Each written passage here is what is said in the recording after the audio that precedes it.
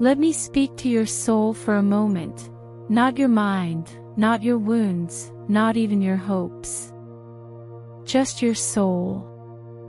Because if you found your way to this message, it means you've either been in the grip of the twin flame connection or you're standing on the trembling edge of letting it go. And whether you feel shattered or relieved, or something unexplainable in between, know this: what you are experiencing is sacred. The twin flame connection is not like anything else in this world. It's not a conventional love story. It doesn't follow human logic, nor does it promise comfort. Instead, it promises transformation. And sometimes, that transformation begins not with union, but with release. So what truly happens when twin flames let go of each other? Not just the physical separation, but the emotional surrender, the spiritual pause, the moment where both souls, even if only temporarily, allow the connection to rest. You might think it's the end. But the truth is, it's only the beginning. Let's walk together through the 5 profound transformations you never expected to experience after letting go of your twin flame. Number 1. The awakening of your sovereignty.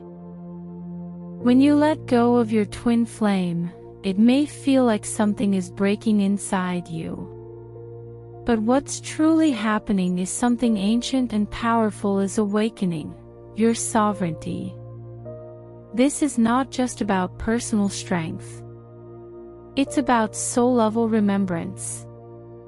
You begin to recall who you were before the ache, before the longing, before you entwined your worth with someone else's presence or absence. You begin to remember that your soul did not come here to orbit another. It came here to shine. For so long, the connection may have consumed your identity. You may have shaped your days, your dreams, even your spiritual practices, around the idea of reunion.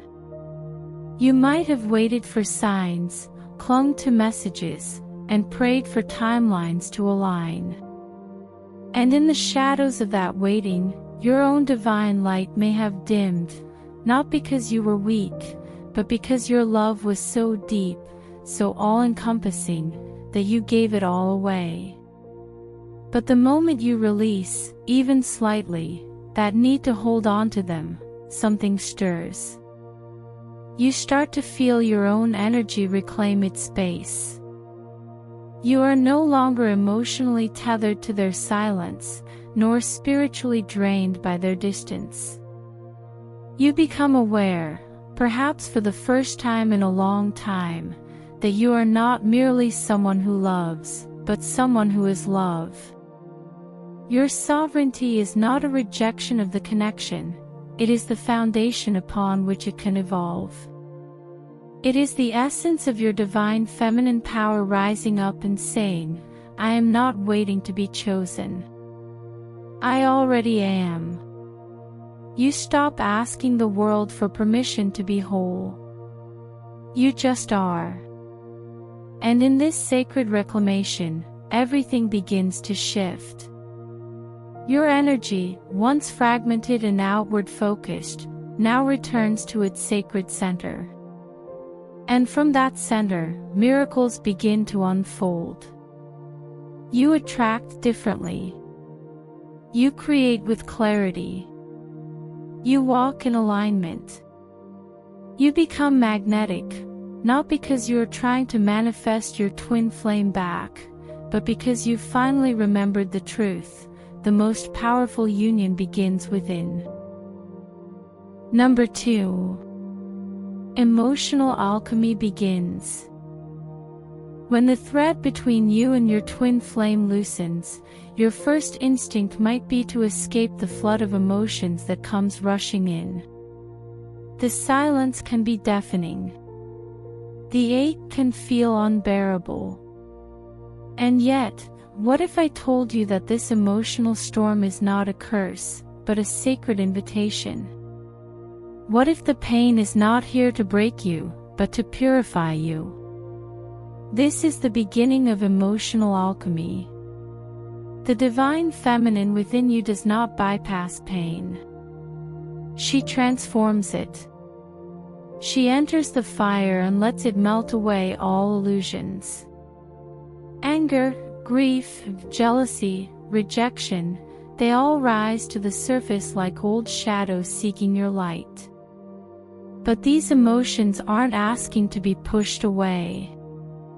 They are asking to be held, to be heard. Because beneath each surge of pain lies a piece of your soul calling you home. You sit with the ache of abandonment and discover the tender places you once abandoned yourself. You feel the rage of being misunderstood, and suddenly remember all the times your truth was silenced. These emotions, though raw and overwhelming, are not the end of your story, they are the beginning of your healing. And as you sit with them, not as a victim, but as a sacred witness, you begin to shift. You start recognizing the patterns that don't belong to just you. They belong to generations of women and men who never got to grieve, never got to speak, never got to love without fear. Through your tears, you cleanse ancestral timelines. Through your courage, you heal the collective wound. This is emotional alchemy in its truest form. It is the art of turning pain into wisdom, loss into self-love, silence into truth. You become less reactive and more reflective. You begin to see the gift in the release, not because it didn't hurt, but because it awakened your power to transmute. Letting go does not empty you. It opens you. It initiates you.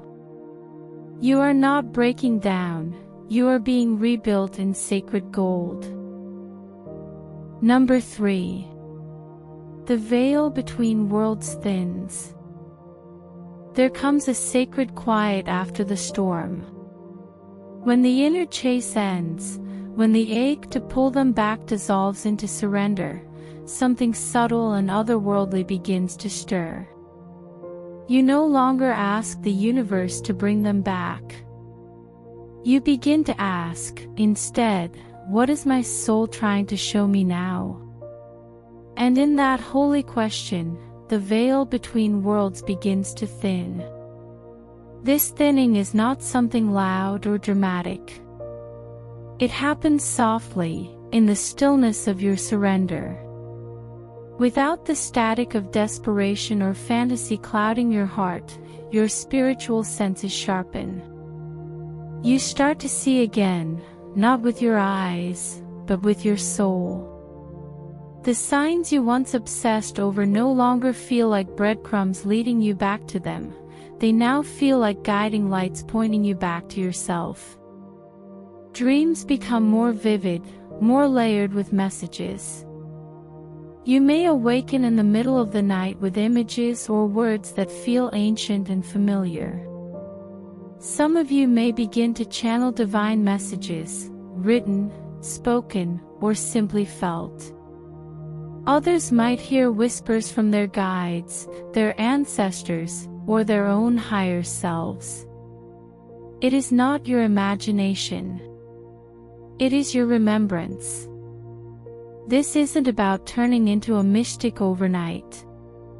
It's about rediscovering the innate mystic you've always been. The divine feminine within you begins to rise in waves, intuitive, gentle, and fierce. You begin to walk between worlds, guided not by obsession, but by reverence. You find yourself less interested in control and more devoted to communion, with spirit, with source, with your own eternal essence.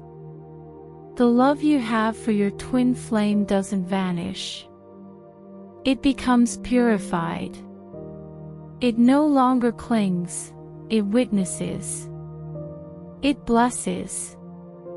It honors the soul journey without needing to possess the human timeline. And in this space, you begin to receive, not the thing your ego once craved, but the truth your soul has always sought: peace, clarity, and divine alignment. You become the bridge between heaven and earth, between longing and fulfillment. And that, beloved, is where true reunion begins. Number 4. A sacred rebirth of purpose. There is a moment, quiet, almost imperceptible, when the morning softens. When the weeping slows. When the question that once haunted you, "Why did I meet them if it wasn't meant to last?" begins to echo with a different vibration. It no longer seeks comfort. It seeks truth. And in that seeking, a sacred rebirth begins. You see, your soul never entered this union just for romantic fulfillment. That was only the spark, never the destination. The twin flame connection was designed to activate something ancient and divine within you.